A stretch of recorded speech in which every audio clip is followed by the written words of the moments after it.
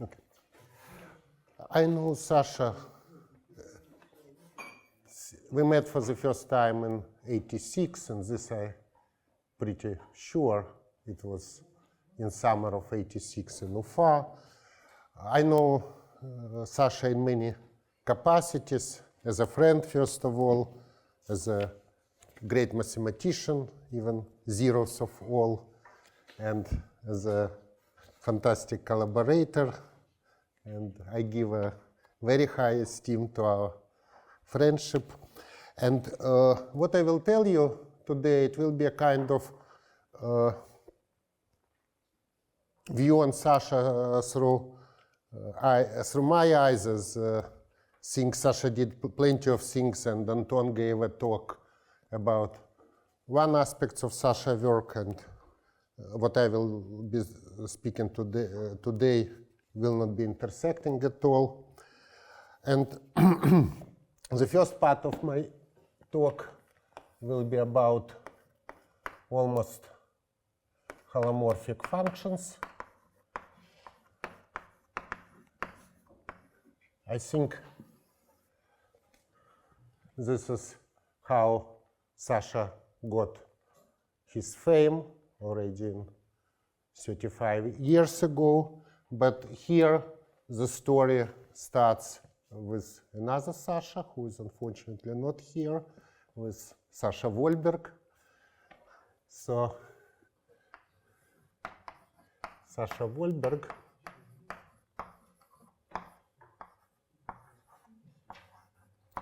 in '82 proved a fantastic theorem.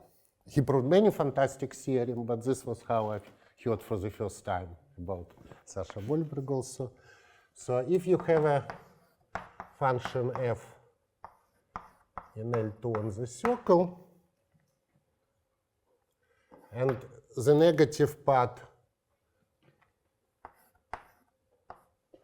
of f belongs to Karleman quasi-analytic part, so negative part of the Fourier expansion, then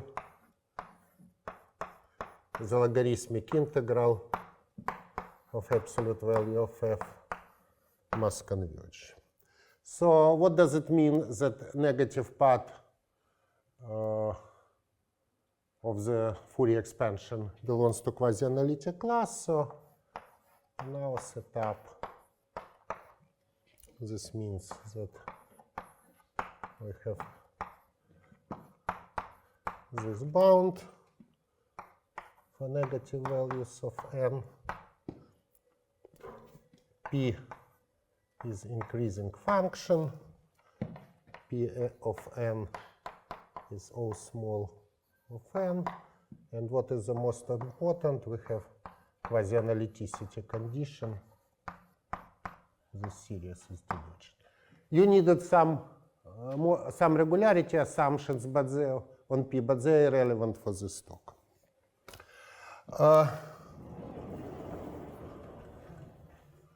Wolberg proof was completely ingenious and completely not understandable, at least for me. I don't know how it was for other people at that time. The only thing I was able to understand that it was based on an older idea of Seva Dynkin. So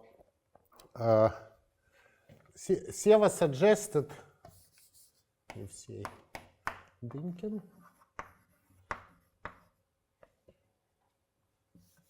He wrote himself that way, right? He suggested maybe 10 years before that to use almost holomorphic extension of the Fourier series into the unit disk. So we denote, so formally it is built over Fourier coefficient. I denote by f hat the set of Fourier coefficients. So he says that what Dynkin suggested, that if we want to define this at some point z, then simply we should cut the negative part of Taylor series by at some place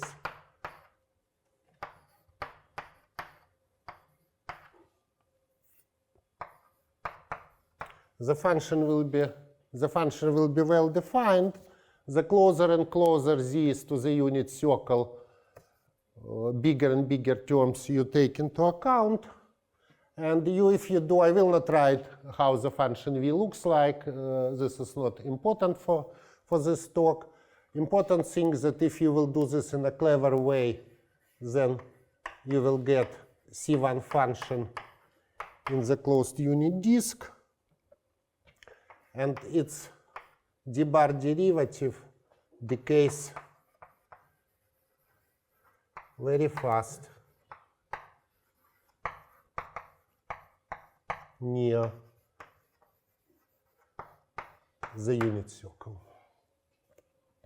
And this was like, I'm afraid a little bit to pronounce this word, this was a kind of miraculous cornucopia. Let me write it.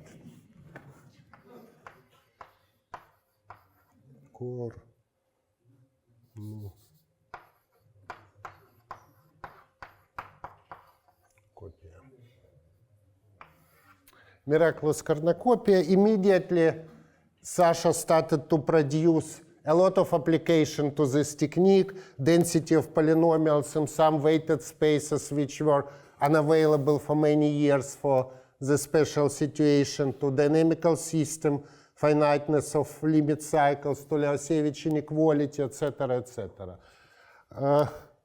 I must admit that I hated it. And this was miraculous, this was fantastic mathematics, but this was, at least for me, completely ununderstandable.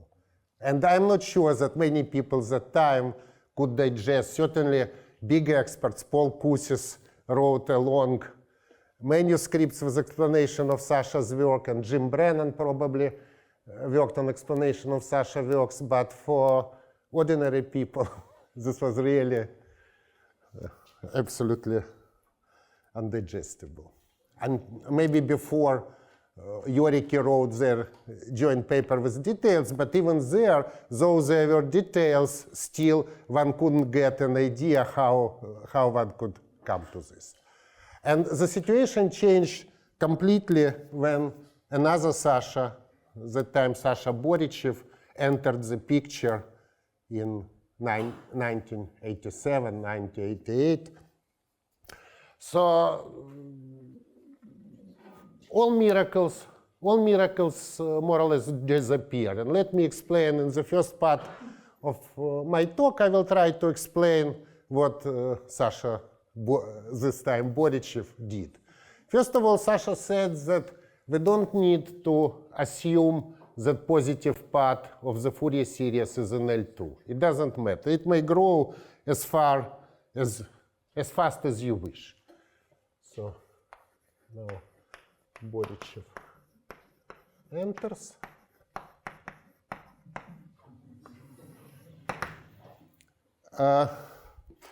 So Sasha's standing assumption was that positive Fourier coefficient grow like e to the power p of n, and negative decay just slightly faster.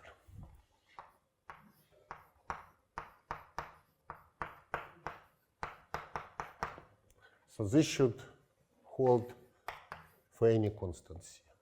So the decay of negative coefficient should be just slightly faster than growth of positive coefficients. And then Dynkin transform still could be defined. It gives a function in the unit disk. No, well, let me pretend that it will be, no, well, it will be in C1 in the unit disk if you will do this in a clever way, but if you will try hard it will be in C1 in the closed unit disk. Then you need to define a weight. It will be exponent of Legendre transform of the original weight.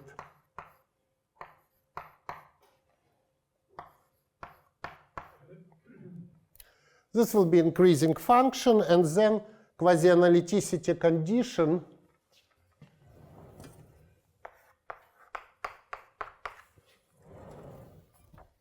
will be transformed to divergence of the log-log integral. The function blows up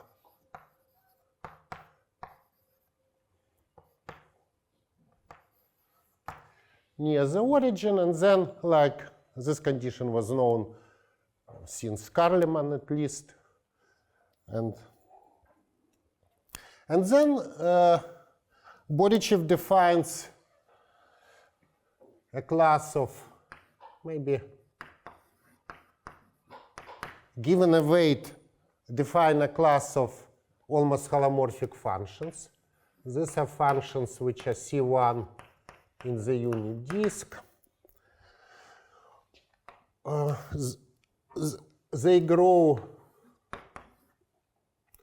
can grow near the boundary.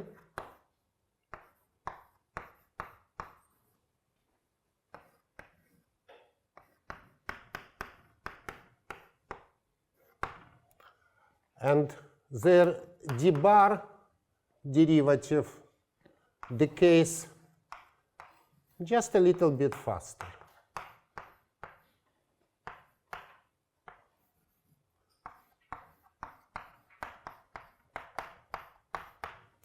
So growth exists constant C, and for d bar, they should hold with any positive constant C.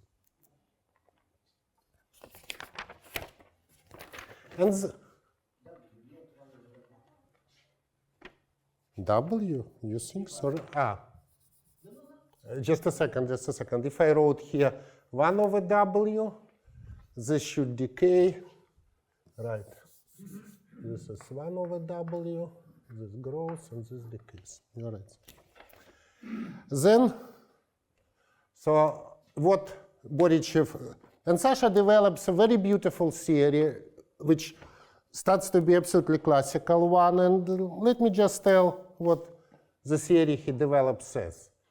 And this is so natural that after this, all miracles disappear, and more or less any qualified analyst can reproduce.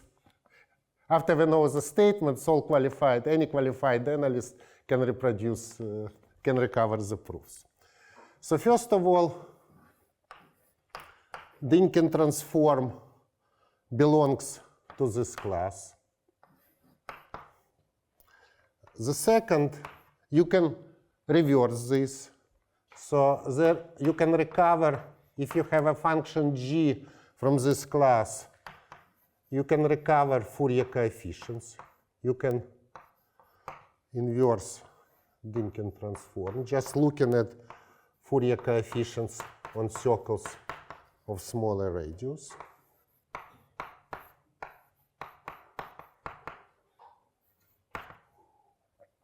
Then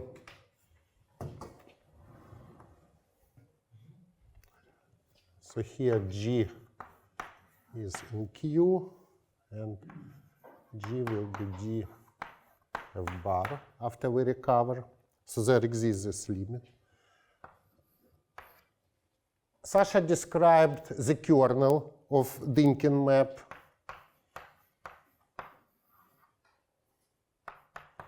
Is a set of C1 functions such that for every C, both function and d bar derivative are very small near the boundary.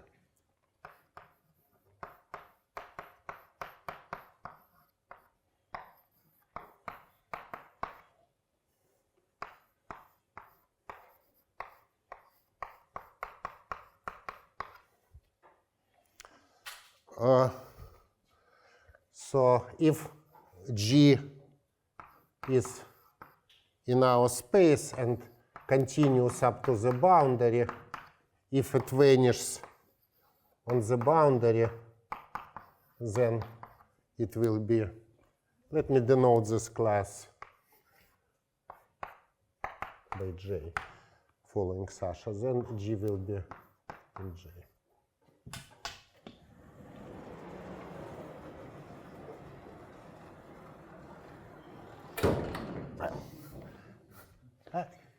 I like it.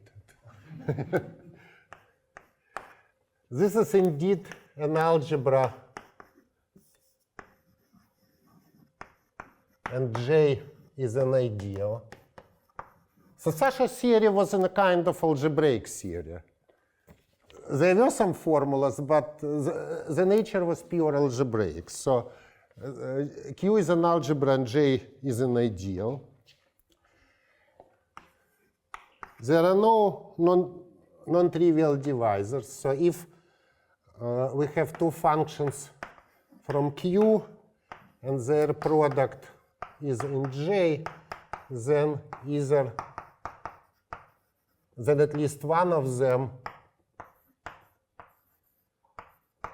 must be in J. So the factor algebra has no zero divisors.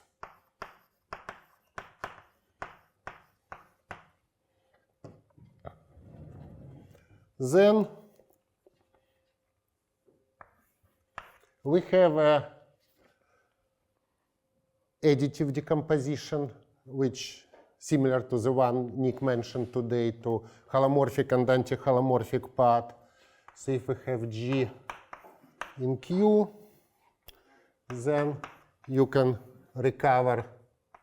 Let me first write anti-holomorphic path because it's easy.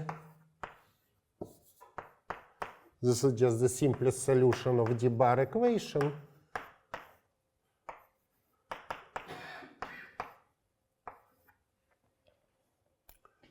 And the rest is holomorphic path. So this path is in Q holomorphic C minus D bar.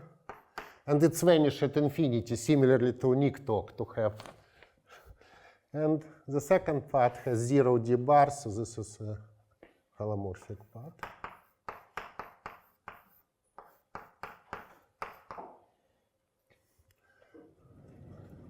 And after this, you have Fair-Riess factorization, or kind of Fair-Riess factorization, or Wiener-Hopf factorization. There are many names for this.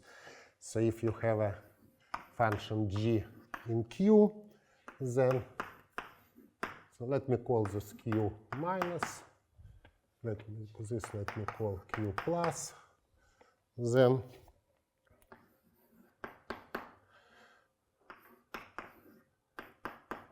we can factorize it in a product, no, plus some element from our ideal, up to element from our ideal. So these are main parts of Sasha's theory. And after this, having this, you need to work a little bit, you need to do some estimates of harmonic measure, you need to be Borichev to prove spreading lemma, but at least after this, the uniqueness results were quite expected. So the fruits of this theory were two uniqueness theorems. The first is a kind of Privalov-Berling. In this setup, they were proven by Sasha, but still probably that if G is in Q and G has a non-tangential boundary values on a set of positive measure, which vanish, then G is 0, or G belongs to J. In this setup, J is instead of 0. And the same is Jensen-Wolberg.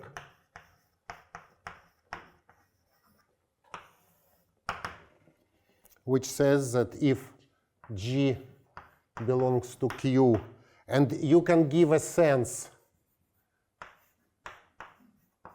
to logarithmic integral,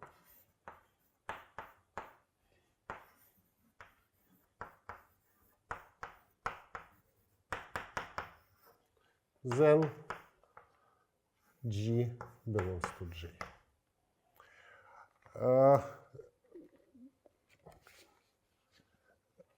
One had to pay some price for this beauty, so this theory required quite strong regularity, additional regularity assumptions on the weight function P. And this was beginning of Sasha's mathematical career. This was in the place where mathematics among analysts, or not only among analysts, was flourishing. Generation before Sasha were Alyosha Alexandrov, Nick, Sasha Wolberg, and then after Sasha were, okay, there are so many people and people who sit here, but they were Fedya, Stas, and Sasha was a part of that community, and this was the beginning of the story. I think we started to talk with Sasha about mathematics in spring of '94.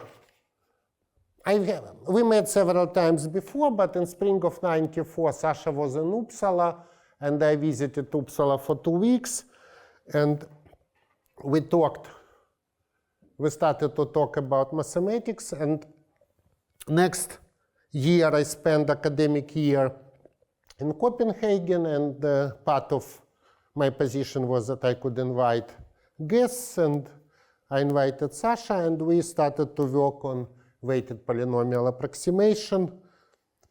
Maybe I will not tell you exactly what we did for several reasons, but first, there are people who did more important things in this room, in that area, but also, but I will tell you a few personal things. That somehow I was very happy because I had, at the time, I had an idea, and I convinced Sasha that in that particular area, entire functions, the technique which is more natural in Kharkov, entire functions would give better results.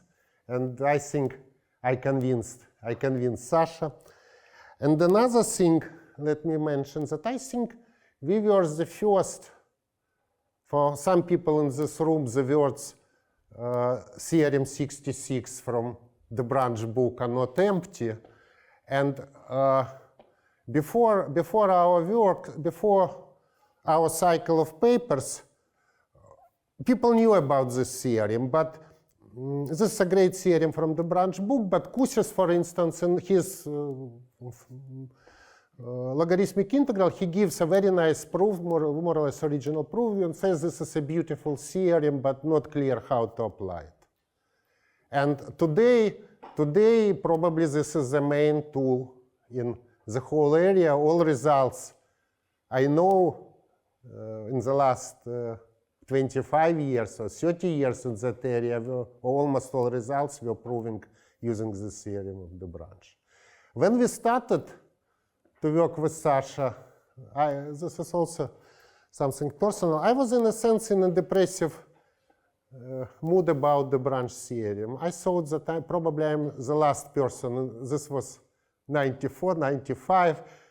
I thought that there are the branch himself, and maybe some people know whom I'm talking about, Pasha Karagaev in St. Petersburg, and me, and no one, and maybe Katznelson and some people who were around Potapov, Petya Yuditsky, but somehow it was difficult to to them because they were speaking on their own language.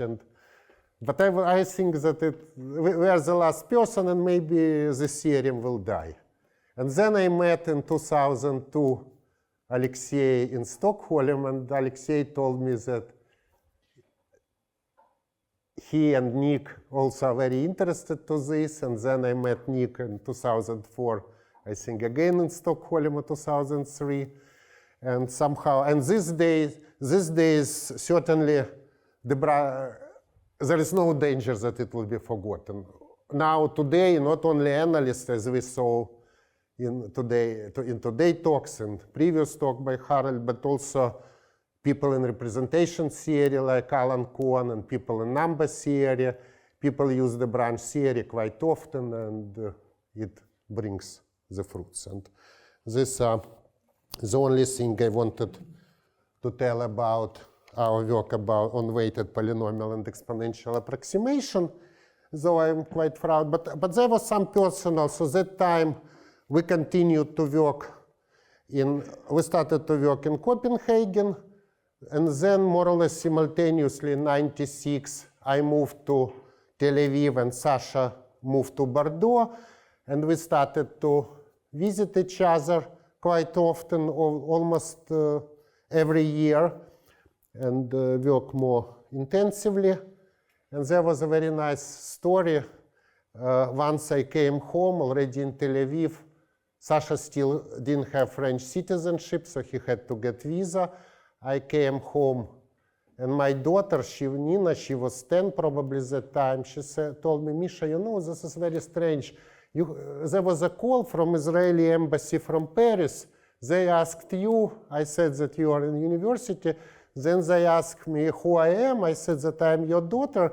And they asked me, do I know someone called Alexander Borichev? I told them, yes, he was several times in our home, and he even stayed in our apartment. And they said, okay, then we will give him visa. No, that's that's true. Well, and let me move to things we worked lately, probably starting last 10 years or a little bit more. We worked with Sasha started to work on equidistribution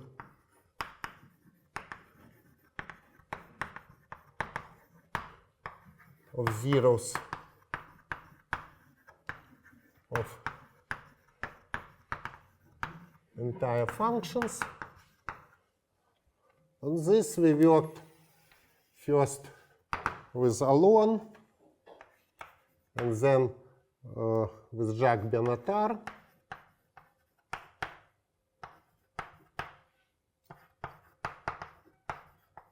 I do not mention, I mentioned Sasha. And let me formulate the problem. The problem was quite classical and goes back to Paul Levy and to Littlewood. Suppose that you have a complex valued sequence. You may think that it is bounded or has a very slow growth. And let us build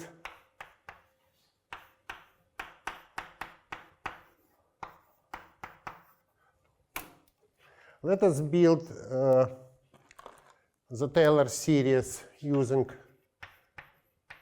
these sequences multipliers, like in Alon's talk today.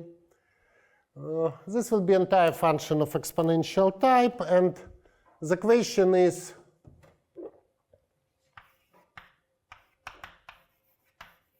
when zeros are angularly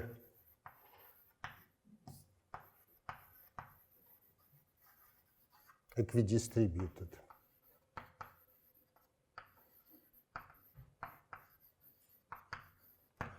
This means that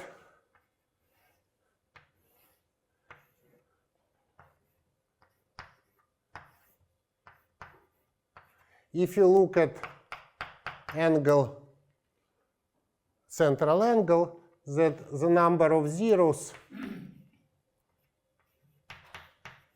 in this angle will be proportional to the opening of this angle,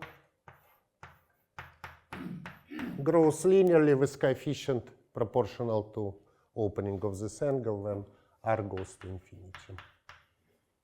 This question is very classical. So already Paul Lévy tried to do this when psi is a Möbius function. Littlewood tried to do with psi has arithmetic nature like e to the power 2 pi I alpha n square, where alpha is irrational. So let me call psi L sequence if this holds. And if to formulate in 2 words what we did,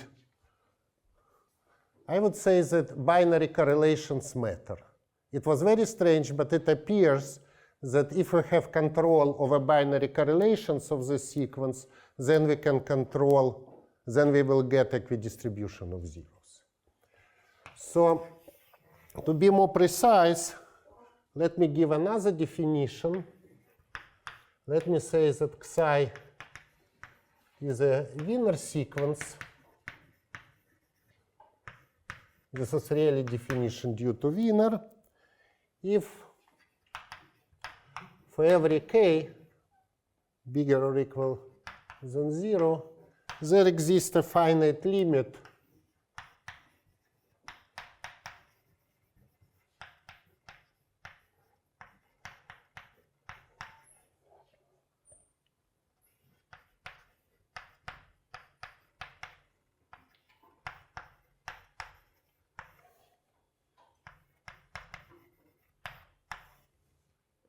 there exist binary correlations. If they exist, we can by force to continue them on negative values of indices. And we will get a Hermitian positive sequence, and as we teach students, this will be a Fourier transform of some measure. So rho will be mu hat. Mu is a positive measure on the unit circle, which is called spectral measure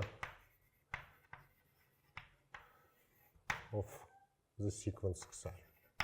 This was Wiener definition. Wiener tried to build harmonic analysis based on this definition. Somehow, then for some time, it went out of popularity because of distribution theory, but sometimes in arithmetic questions, this definition is more useful.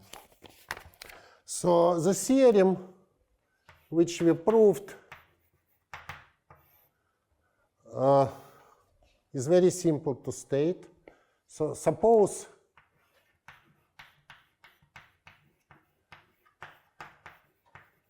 that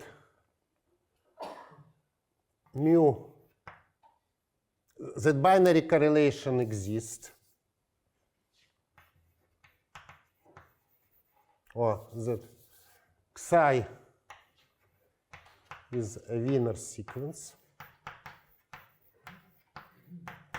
And suppose that support of the spectral measure, closed support, is the whole circle, that we don't have gaps in the spectral measure. Then psi is an L sequence.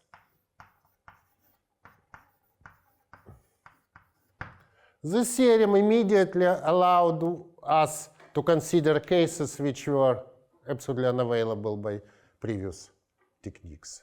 For instance, Littlewood complains that to say something about e to the power 2 pi I alpha n cube instead of n square will be out of reach, but that way you can put any Weil polynomial, or you can put any Bezikovich almost periodic sequences when spectrum is a full. Sorry? L sequence is a sequence for which you have this distribution. So there are enormously, or random multiplicative functions. They are very easily available, or stationary sequences if there is no gap in the spectral measure. So this immediately produced many examples. Well, I'm close to the end. I think I started a few minutes later, right? Yeah.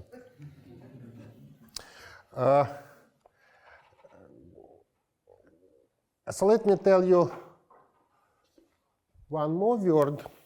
a few more words about this. This had a very interesting continuations.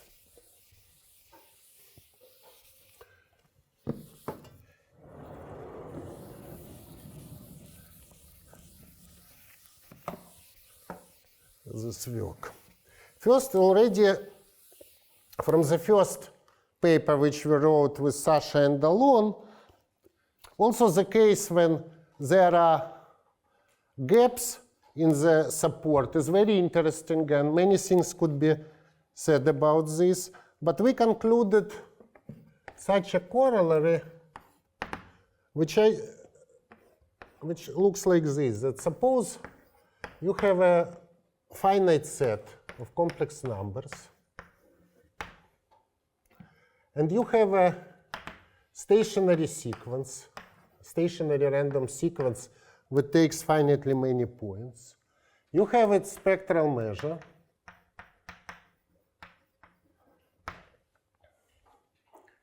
And suppose that support of the spectral measure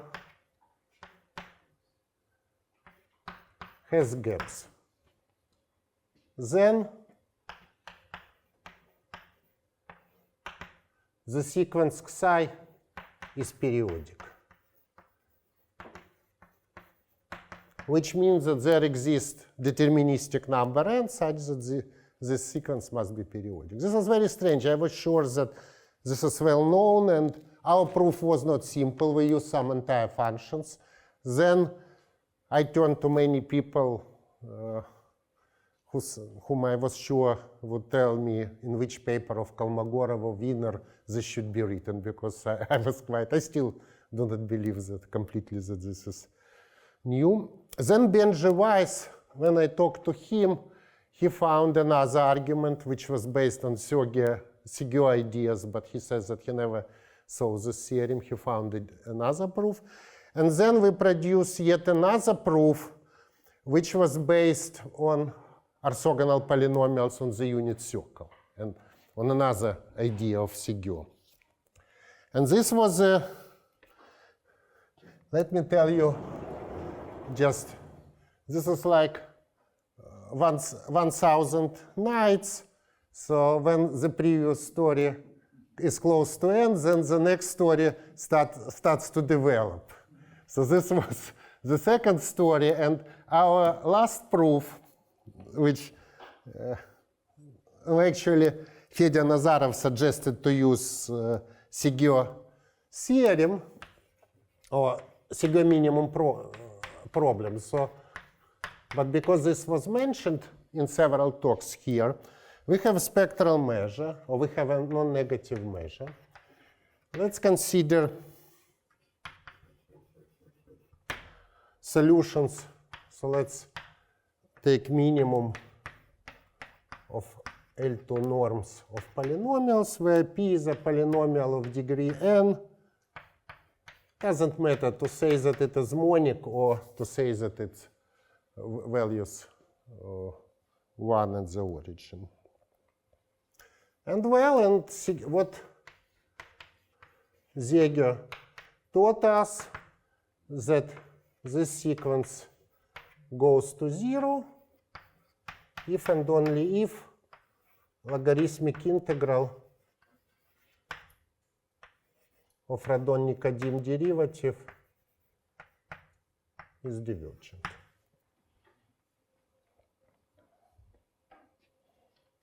And in our situation, if you have a gap then it's very easy to see that the sequence goes to 0 exponentially fast.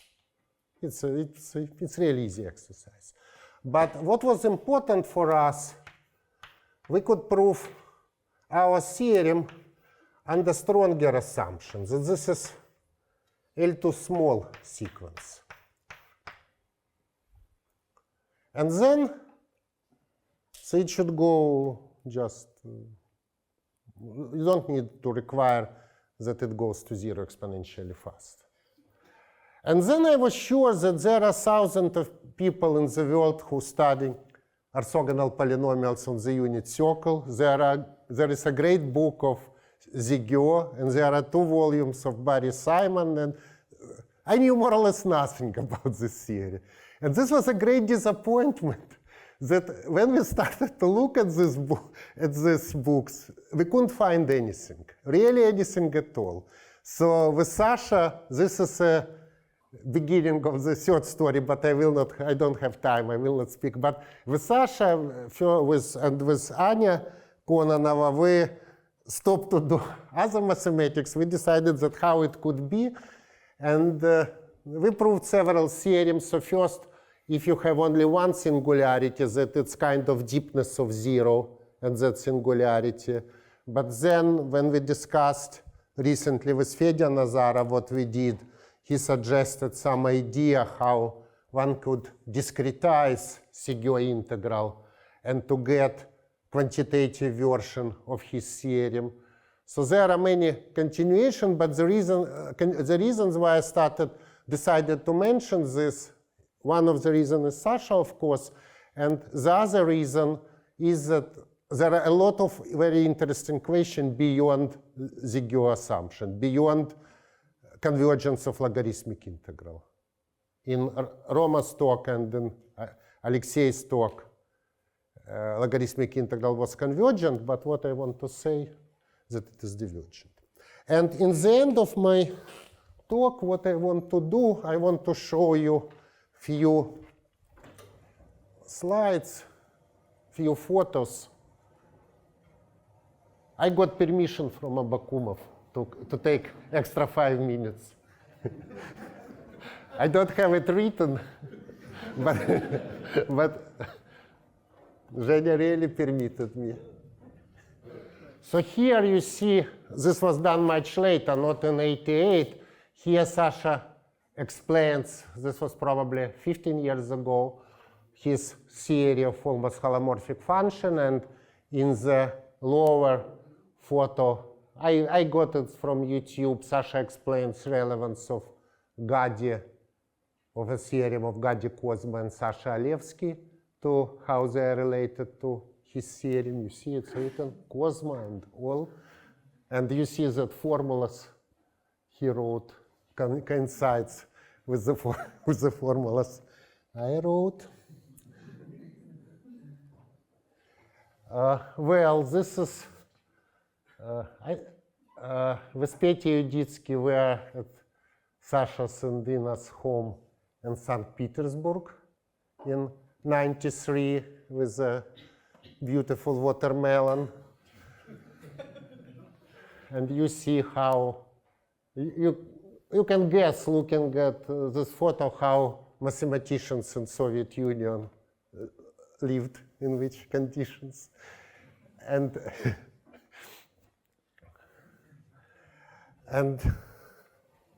this is, I think this are Sasha and Ian after you moved to Marseille. And let me tell you one thing, there was a famous story how Delaunay was invited to Odessa in 1923 or 24 to give a lecture. Delaunay, famous geometer from St. Petersburg, to give a lecture about, to give a series of lectures to graduate students. And they asked him to make another lecture to explain most important things to become a mathematician. And Delaunay, he took 40 minutes or half an hour explaining that this is persistent is important, you need to work a lot, and this is important, this is important, and this is important. And in the end of his lecture, he said that, you know, all these things are not, they're important, but not as much. The only really important thing is to have a good marriage. And, and certainly this is the case. And Sasha, I hope, so here you are in a good mood, and I wish you to stay in the same mood till the next 60 years and to have a lot of fun from mathematics as you had before. Thank you very much.